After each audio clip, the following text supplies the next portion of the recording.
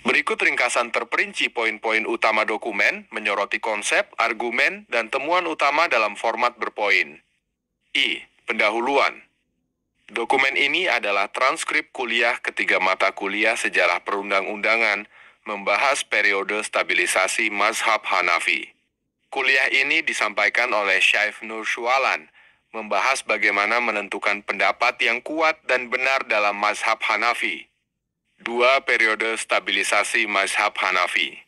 Awal dan durasi. Periode ini dimulai pada awal abad ke-8 Hijriah dan berlangsung hingga masa kini, sekitar 6 abad. Periode ini ditandai oleh peristiwa-peristiwa sejarah yang mengguncang dunia Islam, sehingga gerakan fikih mengalami kemandekan. Karakteristik alih-alih berinovasi, ulama lebih fokus mempelajari karya-karya pendahulu, merangkum, menjelaskan, dan mengkritiknya. Penulisan lebih banyak berupa syarah, catatan kaki, komentar, dan kritikan. Yang berubah hanyalah pendapat fikih yang diwariskan ulama terdahulu. 3. Dua kaidah utama dalam fikih Islam. Pertama, jika hadits syahih, maka ia adalah mazhabku. Kaidah ini mengharuskan mujtahid memahami teks, mengetahui hukumnya, dan mampu memilih di antara dalil yang ada, membedakan yang syahih dari yang daif. Ibn Abidin membatasi kaidah ini agar sesuai dengan pendapat yang telah ada dalam mazhab. Ijtihad hanya diperbolehkan jika mazhab belum secara menyeluruh membahas suatu masalah.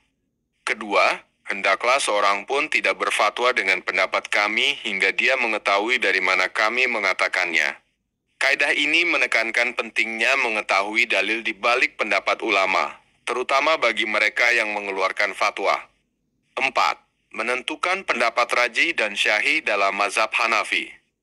Berdasarkan dua kaidah di atas, ulama Hanafi selanjutnya menentukan pendapat rajih dan syahih dengan kriteria. Pendapat yang bertentangan dengan Imam Abu Hanifah.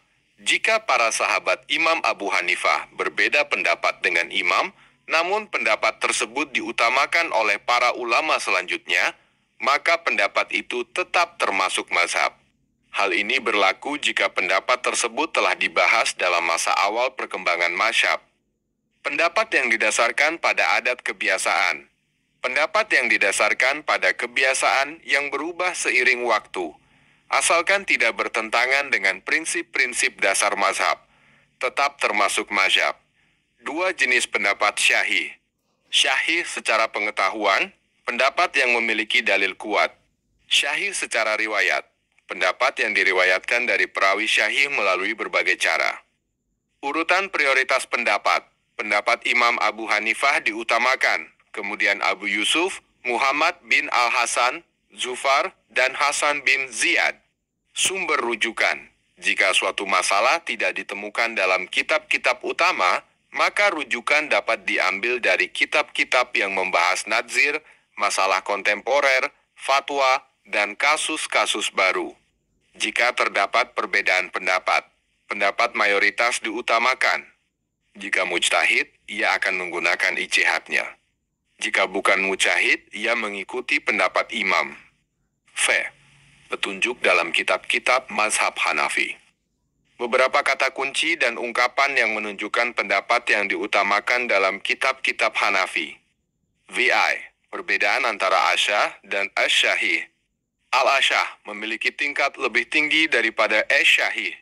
Jika salah satu pendapat memiliki derajat keilmuan lebih tinggi, maka pendapat itu yang diutamakan. 7. Kesimpulan. Kuliah ini menjelaskan metode menentukan pendapat rajih dan syahih dalam mazhab Hanafi, terutama selama periode stabilisasi. Metode ini menekankan pada pemahaman mendalam terhadap teks, dalil, dan konteks historis, serta pada kesepakatan para ulama terkemuka.